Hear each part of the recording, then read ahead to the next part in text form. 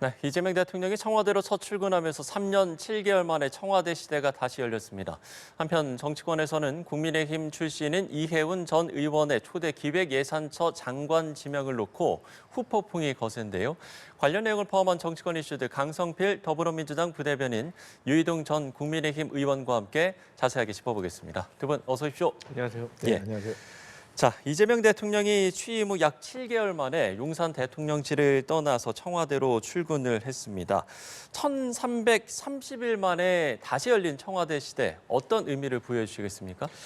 저는 1330일 만에 드디어 이제 국가의 운영이 조금 정상화로 되는 막바지에 달았다 이렇게 생각을 합니다. 예. 근데 사실 저는 이제 이 청와대로 복귀하는 게 사실 중요한 게 아니라 왜 윤석열 전 대통령은 청와대를 버리고 용산으로 나갔을까? 사실 우리가 용산으로 이전하면서 국방부라든가 대통령 경호부대, 외교부 공간 합창 832억 원 정도가 들었다고 해요. 그리고 다시 청와대로 복귀하는 과정에서 최소 500억 원 들었다. 그런데 어떤 전문가들은 나가고 들어오는데 한 1조 정도 소요됐을 것이다. 이런 이제 추산까지 하고 있거든요. 예. 그래서 윤석열 전 대통령은 공간이 지배한다. 공간이 철학을 지배한다. 뭐 이런 얘기를 하시면서 내가 최고의 지성들하고 밤늦게까지 내가 도시락 먹으면서 나라를 위해서 회의하겠다라고 했는데 최고의 지성 대신 뭐 충성파 군인들이 있었고 뭐 도시락 대신 뭐 포탕주 세트가 있었고 뭐 밤늦게까지 있었던 게 아니라 뭐 빈차 행렬이 왔다 갔다 하는 이런 모습만 보였던 거 아니겠습니까? 그래서 저는 앞으로는 우리 국민들이 이 아무리 뭐 당선이 됐든 대통령이 됐든 비상식적인 행동을 하면 제대로 막아야 한다라는 어떤 교훈을 이번에 준 것이고, 그래서 이재명 대통령께서 다시 청와대에 돌아온 것은 사실 어떤 정상화의 의미가 있는 것이지 예. 또 다른 어떤 의미가 있을까? 좀 그런 생각도 합니다. 네, 정상화의 의미다. 어떻게 좀 의미를 부여하시겠습니까?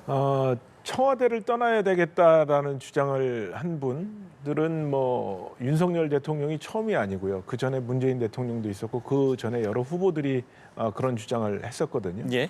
근데 역대 대통령들이 임기 말이 되면 낮은 지지율을 맞이하게 되고 낮은 지지율을 맞이하게 되면 그 이유를 구중궁궐에 갇혀서 국민들과 소통을 하지 못하고 민심을 잘 듣지 못했다라는 이유로 청와대를 이전해야 되겠다는 주장들을 대통령 선거에 나오는 모든 후보들이 이렇게 줄곧 이야기를 했었거든요. 네.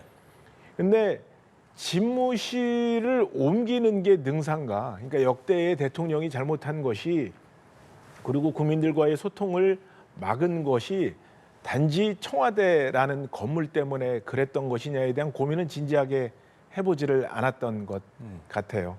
그러니까 지금 윤석열 대통령이 돼서 용산으로 옮기겠습니다. 그러니까 용산으로 옮기고 또 용산으로 옮기고 난 뒤에 이재명 대통령이 다시 청와대로 가야 되겠습니다. 그러니까 가게 되고 이렇게 대통령이 대통령 집무실을 이렇게 많은 예산이 들고 비용이 드는 이런 대통령 집무실을 이전하는 작업들을 예. 그냥 결심하면 이루어지는 것이냐. 이건 좀 시스템으로 제어하고 예측 가능하게 만들 필요가 있지 않겠느냐라는 숙제를 남겼다고 생각하고, 특히 지금 이재명 대통령 같은 경우에는 대통령 집무실을 세종으로 옮기자는 의견을 갖고 계시고 실제로 그 작업들을 진행 중이시잖아요. 그러니까 저는 차제에 이것을 뭐 어느 대통령이 무슨 목적으로 했느냐보다도 대통령 집무실이라는 의미를 어떻게 둘 것인지, 예. 그리고 그것을 만약에 변동을 갖게 된다면 어떤 절차와 시스템화해서 해야 될 것인지에 대한 그런 것들을 좀 차제에 좀 정리를 했으면 좋겠다 이런 생각을 갖고 있습니다. 예. 다시 열린 청와대 시대, 두 분의 의견을 들어봤습니다. 자, 그런가 하면 이해운 전 의원의 기획예산처 장관 지명을 놓고 정치권에서 설왕설래가 이어지고 있습니다. 관련 발언 듣고 대담 이어가겠습니다. 그동안에 자기가 가지고 있는 이 보수 경제 철학을 가지고 어떻게 이재명 정부의 어떤 재정적 확장 기조를 어떻게 맞춰갈 거냐라는 걸 충분히 설명해야 될 것이고요. 예. 그동안에 본인이 윤석열을 옹호했던 발언과 처신이 있었는데 청문회에서 어쨌든 이 부분도 분명하게 입장을 밝혀야 할 것이라고 생각해요. 이재명 정권의 그 앞잡이가 되어서 기획예산처 장관이라는 자리를 차지하려고 자신의 영혼을 팔고 자리를 구걸하는 모습을 보니까 부정적으로 생각하던 많은 분들이 더더욱이 분노하는 것 아닌가 생각을 합니다. 이런 배신적 행위를 정치에 이용하는 이재명 정권의 교활함에 다시금 놀랍습니다. 네, 여야의 관련 발언들을 듣고 왔습니다. 어제 이제 이 장관 인선 발표가 난 이후에 뭐 방송에서도 그렇고 뭐 주변에 봐도 그렇고 정말 여야 할 것 없이 깜짝 놀랐다, 예상 밖이다 뭐 이런 좀 목소리들이 나오는 것 같아요. 어떻게 보십니까? 그러니까 이재명 대통령이 확실히 노련하구나. 그리고 확실히 지금 뭐 예를 들어서 장동혁 대표가 이 정치를 좀 우리가 이제 바둑을 두듯이 한 수 두 수 이렇게 앞을 내다보면서 해야 되는데 네. 그렇지 못한 것에 대한 아쉬움이 있는 거지만 어쨌든 이재명 대통령은 정말 바둑을 두듯이 한 수 두 수 이렇게 포석을 하는 것들이 정말 조금 노련하다라는 생각을 했고 이게 이제 행정적으로나 업무적으로나 그리고 정치적으로도 상당히 많은 시그널을 함유하고 있다라고 네. 생각을 해요. 그러니까 업무적으로는 우리 보수 정당에서 보통 우리가 다른 건 몰라도 경제는 좀 잘한다 뭐 이런 자랑들 많이 하잖아요. 그러니까 당신들 경제 잘한다고 하니까 그럼 한번 보수 정당에서 그래도 경제학자 출신이고 또 경제 좀 잘 많이 안다고 하는 이해훈 전 의원 모셔다가 한번 경제와 관련돼 가지고 한번 경제부처 장관을 한번 시켜보면 또 보수에게 정말 어떤 얻을 것이 있다면 또 그것을 또 우리가 청취하고 경청하고 또 얻고 또 그 과정 속에서 뭐 아니 만약에 이해훈 전 의원이 장관 돼가지고 대통령과 좀 다른 얘기하면 어떻게 할 것이냐라고 막 걱정들을 하는데 그럼 서로 치열하게 토론해가지고 서로가 설득을 하고 또 그런 거 아니겠습니까? 또 지금 국민의힘에서는 이해훈 의원 전 의원 가지고 이제 엄청 비판을 하던데 본인들이 민주당 정부가 민주당 인사들을 이렇게 기용을 하면 막 비판하잖아요. 팔이 안으로 굽는다 뭐 이런 얘기 하잖아요. 그러니까 또 본인들에게도 일정의 권한을 나눠준 거 아닙니까? 나라 곳간에 어떻게 보면 열쇠를 준 거잖아요. 그렇기 때문에 저는 오히려 이번 기회를 활용해가지고 국민의힘에서도 이해훈 전 의원, 그러니까 앞으로 뭐 장관이 되실지는 모르겠지만 된다고 하면 이 이해훈 장관을 통해가지고 이번 이재명 정부에게 뭐 쓴소리, 좋은 소리, 좋은 아이디어였으면 이렇게 반영할 수 있는 좋은 기회인 것 같은데 사실 저희 민주당에서야 이해훈 전 의원이 뭐 탄핵 반대 집회 나가가지고 뭐 윤 어게인 외쳤다. 그래서 이거 맞는 것이냐, 어디까지가 통합의 대상인 것이냐라고 이렇게 불만이 나올 수가 있고 비판이 나올 수가 있거든요. 그런데 저는 국민의힘에서도 배신자라고 막 이렇게 비판하는 모습을 보면서 도대체 국민의힘은 어느 장단에 맞춰야 되느냐. 과연 국민들이 이번에 이해훈 전 의원을 예산기획처 장관으로 대통령이 지명한 것에 대해서 과연 국민들도 국내힘처럼 그렇게 비판적으로 볼까? 저는 아니라고 보거든요. 그래서 저는 국민의힘에서도 인사청문회를 앞두고 좀 전향적인 자세를 보여줬으면 좋겠다 이런 생각 들었습니다. 이해훈 후보자를 두고 뭐 주변에서도 좀 이야기도 많이 들으셨을 것 같고요. 어떻게 보세요?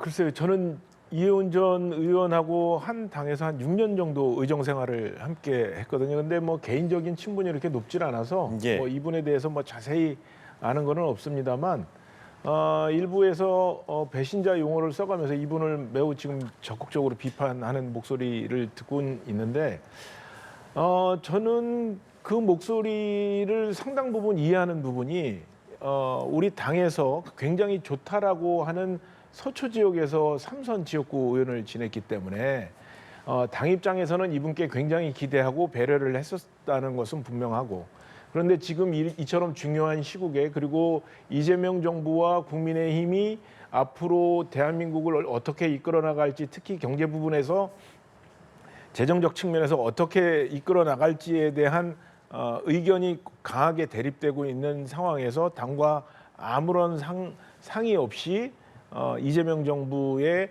초대 기획예산처 장관직 임명을 수락했다는 것은 그런 비판을 충분히 할 수 있다라고 생각을 합니다. 그런데 저는 개인적으로 이분이 뭐 배신자냐 아니냐 이런 것보다 더 좀 심각하게 보는 것은 앞서서 이재명 대통령께서 신의 한 수를 둔 거 아니냐 뭐 이런 말씀도 하셨습니다만 신의 한 수가 될지 안 될지는 한번 지켜볼 필요가 있겠다. 저는 지금 이 문제에 있어서 제가 심각하게 보는 대목은 네. 이분이 이 역할을 하는데 적임이냐 아니냐의 대목이거든요. 근데 저는 적임이냐라는 측면에서는 조금 고개가 갸웃합니다. 사실은 이분이 KDI 출신이라고는 합니다만 네. KDI에서 근무했었던 경력이 상대적으로 짧고 저희 당에서 삼선 의원을 하셨습니다만 삼선 의원을 하는 동안에 당의 정부 여당일 때도 당의 정책이나 공약이나 이런 것을 책임져서 기획하고 만들어 내신 경험이 상대적으로 작다는 측면에서 이분의 경험이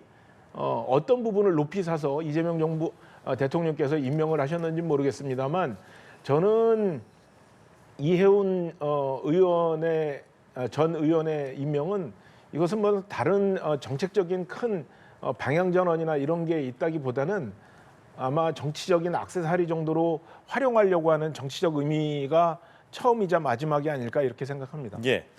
자, 그런가 하면 뭐 앞서 이제 말씀을 해주셨습니다만 민주당 일각에서 이해운 이제 후보자가 비상계엄을 옹호하고 또 윤 전 대통령의 탄핵 반대 집회에도 참석했던 그 이력을 문제 삼자 이해운 의원이 입장을 밝혔습니다.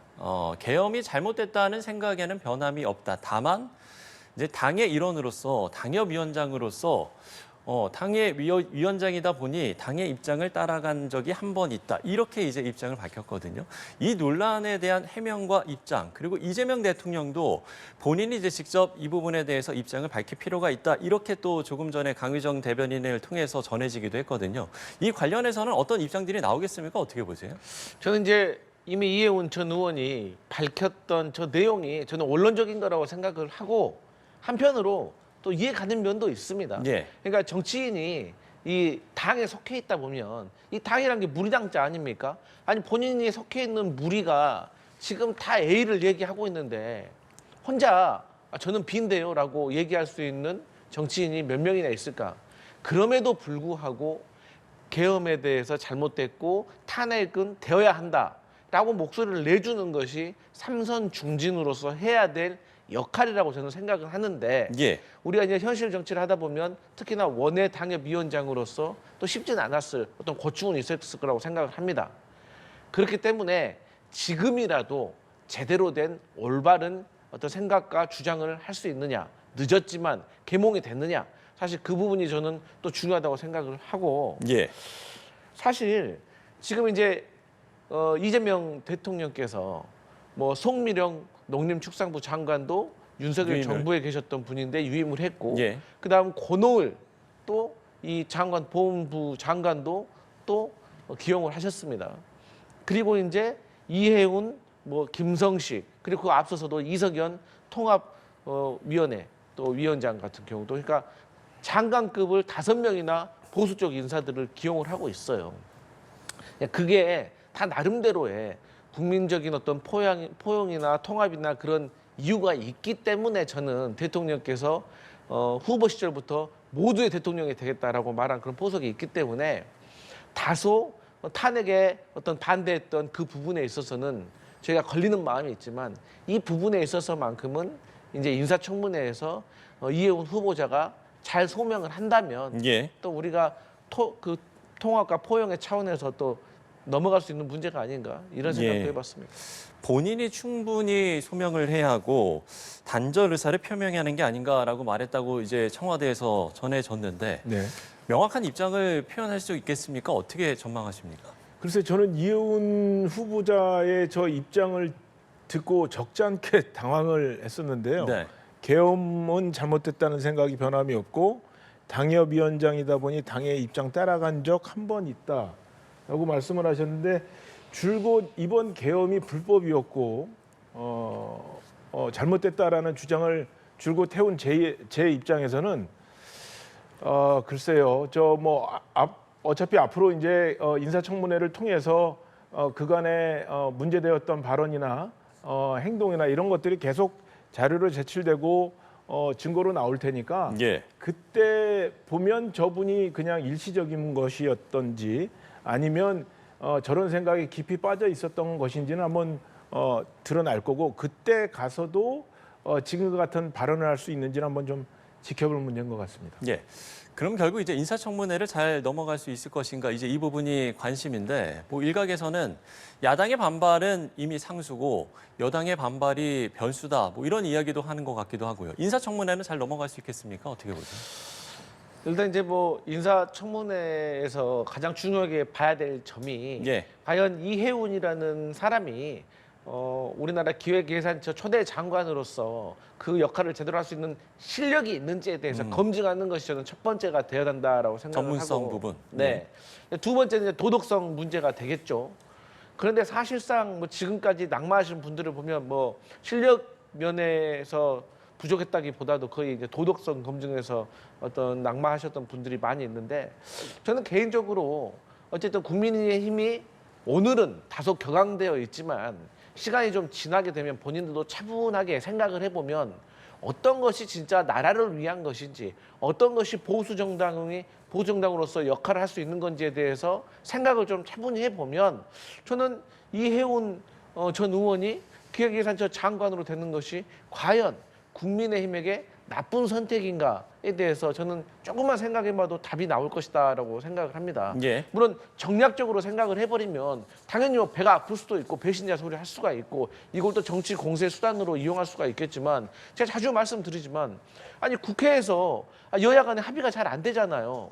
근데 그럼에도 불구하고 계속해서 얘기를 해 나가면 아니 당연히 정부 국무위원들 중에서 그것도 아주 중요한 경제 파트에 국민의힘 출신이 가서 이런저런 얘기를 하는 것이 얼마나 국민의힘에게는 소통의 창구가 될 수가 있겠습니까? 그래서 저는 국민의힘에서 조금만 생각을 해보면 이해운 그 후보자가 장관이 되는 것이 국민의힘에게 절대로 나쁜 선택이 아닐 것이다.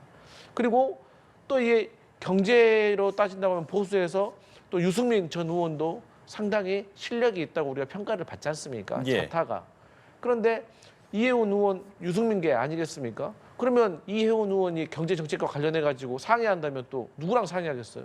유승민 전 의원하고도 상의할 수 있는 거 아니겠어요? 그래서 저는 이번 기회에 여야가 정파를 뛰어넘어서 대한민국 경제가 어렵기 때문에 경제를 살려야 한다는 그 어떤 대한민국을 위하는 마음만 좀 생각했으면 좋겠습니다. 네, 이번 인사가 절대 나쁜 인사가 아니다 이제 이렇게 이야기를 해두시는 것 같아요. 지금 근데 이제 국민의힘은 물론이고 지금 여당 내에서도 반발의 목소리가 나오고 있는 상황인데 과연 인사청문회와 대통령 임명까지 좀 어떻게 좀 전망을 하십니까? 그 말씀에 답드리기 전에 지금 방금 강성필 부대변인께서 말씀하신 네. 유승민 전 대표와 한번 상의를 할 것이다. 제가 하는 한에는 그렇지 않을 것 같아요. 아, 그렇습니까? 두 분이 교류를 끊은지는 꽤 오래된 이야기로 알고 있기 때문에 예. 그런 일은 없을 것 같고 저는 이 문제는 이렇게 봅니다. 크게 두 가지 점에서 저는 관심 있게 보는데요. 첫 번째는 지금 기획예산처라는 곳이 이제 국무총리실 직속으로 이렇게 직제 개편이 되지 않습니까? 네네.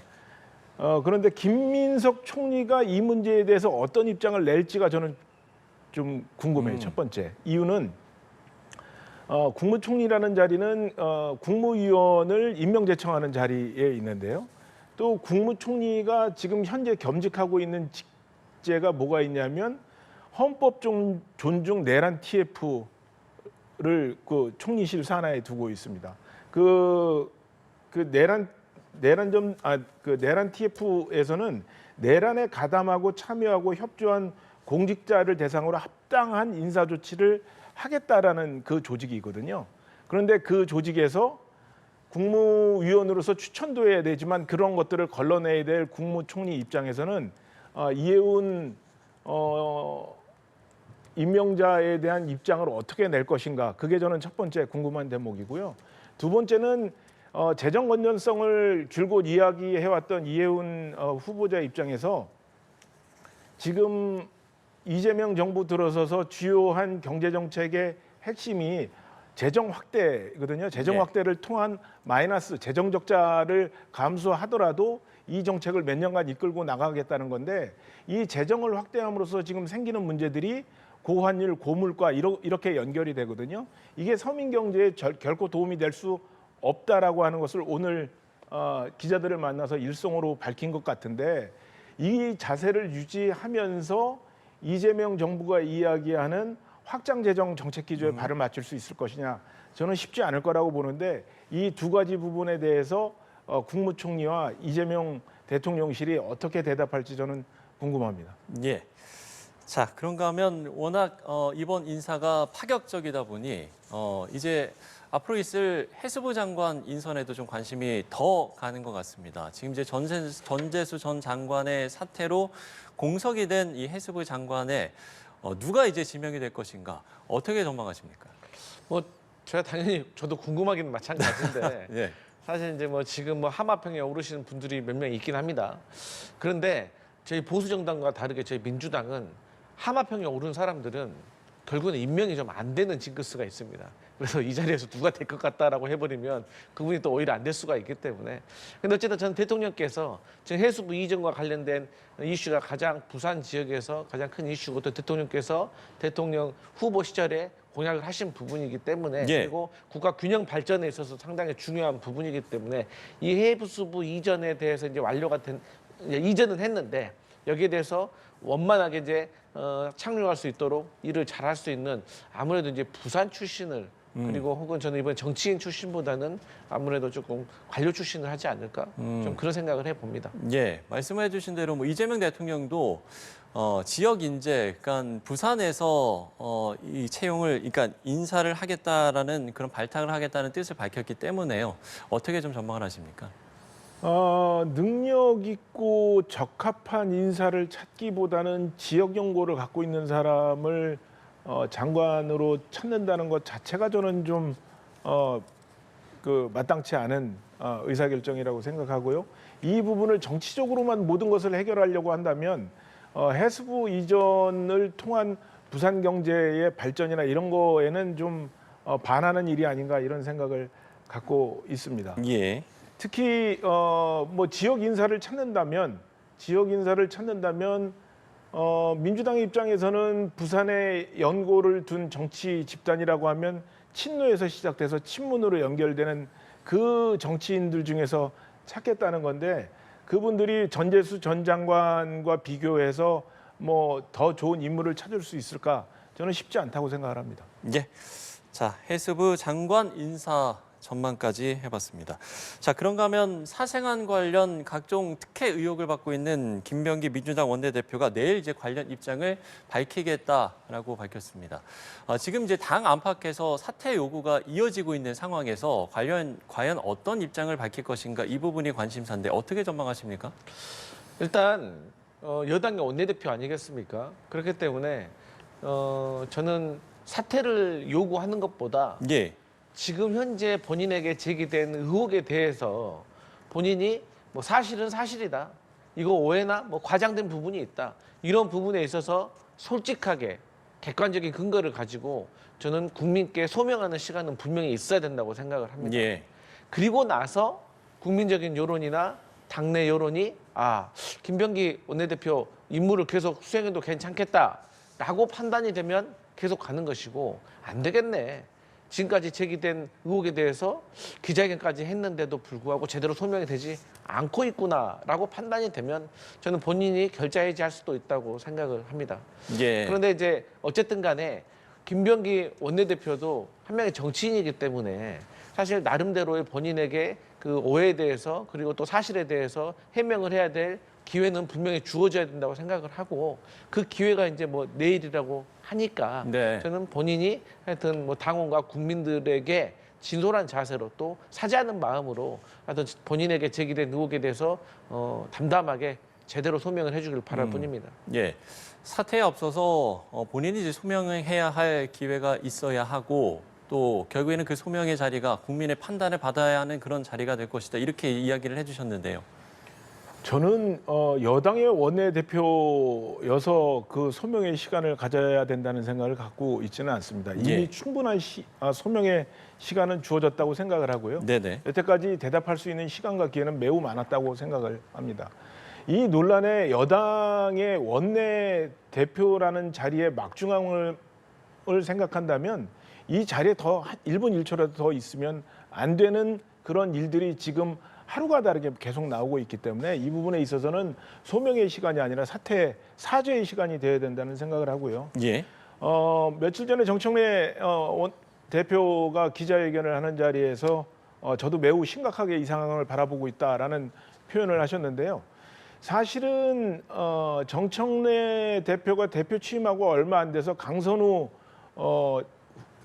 장관 후보자 임명 때 낙마하는 상황이 벌어졌을 때 정청래 대표는 무슨 표현을 했었냐면 동지라는 것은 비 올 때 같이 비를 맞는 것이 동지다라고 얘기를 했었거든요. 근데 이번 경우하고 그때 경우하고는 아주 다르게 입장 표현을 하시더라고요. 그러니까 이미 당 대표도 김병기 원내대표를 동지라고 생각하고 있지 않다라는 반증인 만큼 저는 더 이상 이 문제를 가지고 하루하루 국민들을 피곤하게 하고 속상하게 하시는 것보다는 하루라도 빨리 사태의 변을 만드시는 게 좋을 것 같다라고 생각을 합니다. 예, 알겠습니다. 과연 이제 내일 김병기 원내대표가 어떤 입장을 밝힐지 지켜봐야 될 것 같습니다. 자, 그런가 하면 민주당 내에서는 벌써 차기 원내대표 후보군의 물밑 움직임에 주목하는 분위기입니다. 지금 쭉 이렇게 5명의 저희가 이제 의원들 그리고 5명의 지금 이제 정치인들 인사들을 보여드리고 있는데 뭐 여러 의원들이 지금 차기 원내대표 도전 의사를 갖고 주변 의원들을 만나는 것으로 알려졌습니다. 지금 이제 다음 달에 이제 최고위원 보궐선거도 있기 때문에 이 부분과 또 맞물려서 좀 여러 이야기들이 나오는 것 같은데요. 어떻게 좀 전망을 하세요? 저는 개인적으로 지금 뭐 민주당 내에서 그 원내대표 조기 선거에 대해서 준비하는 이런 조짐에 대해서 저는 사실 알지 못하는데 저런 게 현실화되고 있다면 좀 잘못됐다고 생각을 합니다. 아직 사퇴를 하지 않는 상황이기 때문에 그럼요. 아니 뭐 김병기 원내대표가 사실 뭐 제대로 소명을 할 수도 있고 지금까지 제기된 의혹들이 과장일 수도 있고 뭐 여러 가지 상황에 어떤 변수가 있는 상황에서 같은 당 동료로서 지금 원내대표는 위기에 빠져 있는데 이 위기가 나에겐 찬스네? 라고 해서 선거운동에 들어간다라고 하는 것은 저는 잘못됐다고 생각하고 워낙 이제 앞서 말씀해 주신 이 5명의 의원들이 그 전에도 김병기 원내대표 전에도 이제 원내대표 후보군으로 많이 거론이 되셨던 분이기 때문에 만에 하나라도 김병기 원내대표에게 또 변고가 생긴다라고 하면 원내대표를 임기가 뭐 6개월, 5, 6개월 정도 남았기 때문에 대행 체제는 너무 길기 때문에 이제 잔여 임기가 됐든 뭐 새로 임기를 시작하든 원내대표를 뽑아야 된다라는 이제 계산이 이어지는 것이기 때문에 저런 지금 얘기가 나오고 있는데 아직 김병기 원내대표에 관련된 어떤 신상에 대해서 결정이 되지 않았기 때문에 저는 지금 얘기하는 건 좀 시기상조다 이렇게 생각합니다. 네, 지금 얘기하는 건 시기상조다라고 이야기를 해주셨습니다. 근데 뭐 저거는 현실적으로 뭐 피할 수 없는 상황이기 때문에 저는 뭐 준비하고 있을 거라고 보고 언론의 함화평이 나오고 언론의 그 움직임이 포착이 됐다면 그거는 뭐 없는 사실을 뭐 한 특정 언론사가 아니라 모든 대부분의 언론사들이 얘기할 때는 그 근거 없는 기사를 쓰지는 않을 테니까 저는 실질적으로 저는 움직임이 있다고 보고 있고요. 누가 되겠느냐라고 보면 친명이 되겠죠. 근데 저기 나오시는 모든 분들이 다 친명을 자임하지 않으시겠습니까? 그래서 저 분들 중에서 얼마나 지금 다른 때도 아니고 이 거대 여당으로서 의석을 차지하고 있는 민주당의 그 의원들의 마음을 어떻게 공략하느냐가 관건일 텐데 글쎄요, 저는 어찌됐건 그 분이 누가 됐든 김병기 원내대표 같은 전철을 밟지 않을 만한 그런 훌륭한 분이 선임이 되었으면 하는 바람입니다. 마지막으로 통일교 특검 이야기 좀 짧게 해보겠습니다. 지금 여야가 통일교 특검 또 수사 대상을 놓고 신경전을 벌이고 있는 상황인데요. 물론 이제 특검 추천권 문제도 합의를 될 사안이겠습니다만 지금 수사 대상에 신천지를 포함하느냐, 민중기 특검팀을 포함하느냐 이 부분을 놓고 신경전을 벌이고 있는 상황입니다. 이 상황을 어떻게 보시는지 짧게 한 말씀 듣겠습니다. 일단 이제 통일교를 특검하는 이유가 이 종교를 가장한 이익 집단이 지금 정치권의 전방위적으로 로비를 하고 있는 것이고 그러한 혐의들이 지금 드러나고 있는 상황이잖아요. 마찬가지로 이제 신천지 같은 경우도 조직적으로 당원 가입을 했다는 그러니까 22년 대선에서 또 조직적으로 당원 가입을 했다는 정황이 있고 또 국민의힘 소속인 홍준표 전 대구시장도 여기에 대해서 또 얘기하고 있는 거 아니겠습니까? 그리고 그 외에도 여러 가지로 우리가 이제 그 확인을 했던 어떤 전례가 있기 때문에 이번 기회에 통일교와 신천지를 함께 수사 대상에 놓고 수사하는 것은 저는 뭐 나쁘지 않다라고 생각을 하는데 어느 그 오늘 사설의 제목이 이거더라고요. 이 특검을 뭐 발 빼는 자가 범인이다. 그러니까 뭐 예를 들어 통일교는 관련이 없고 뭐 신천지는 관련이 있어서 지금 발 빼는 겁니까? 그래서 저는 그 뭐 물론 그러면 신천지 넣으면 이것도 넣어야 되고 저것도 넣어야 되고 뭐 이런 논란이 있을 수도 있지만 어쨌든 우리가 모두가 동의할 수 있는 어떤 그런 혐의들이 있는 부분이라면 저는 충분히 여야가 합의해서 수사 대상에 포함시킬 수 있을 것이다. 저는 그렇게 생각합니다. 예. 이 이야기가 시작이 된 것은 민중기 특검이 한 180일의 특검 기간 중에 한 109일 정도 이 사건을 뭉개고 있었어요. 그러니까 60% 정도에 해당되는 기간 동안 이 일을 하지 않았던 거죠. 그래서 이 문제가 불거진 거고 이 문제를 다시 특검해야 된다는 이야기가 나온 겁니다. 근데 이것이 못마땅하다면 민중기 특검은 민중기 특검대로 특검을 하고요. 또 뭐 민주당에서 그렇게 원하는 신천지를 특검해야 된다면 신천지를 또 특검하면 되는 거죠. 왜 민중기 특검하는데 신천지 특검을 갖다 얹어가지고 이 문제가 작동되지 않도록 일부러 방해하는 행위를 하는 듯한 인상을 주지 말고 이것을 다 분리해서 지금 제가 매번 얘기합니다만 민주당은 슈퍼 의석을 갖고 있어요. 모든 것을 다 통과시킬 수가 있습니다. 그러면 신천지는 신천지대로 특검을 지금이라도 하시면 되고 민중기 특검만이라도 오롯이 온전하게 특검할 수 있도록 국민의힘이 주장하는 것을 방해하지 않으셨으면 좋겠습니다. 네, 통일교 특검에 대한 두 분의 의견 들어봤습니다. 자, 강성필 더불어민주당 부대변인 유이동 전 국민의힘 의원과 정치권 이슈들 살펴봤습니다. 오늘 말씀 고맙습니다. 네.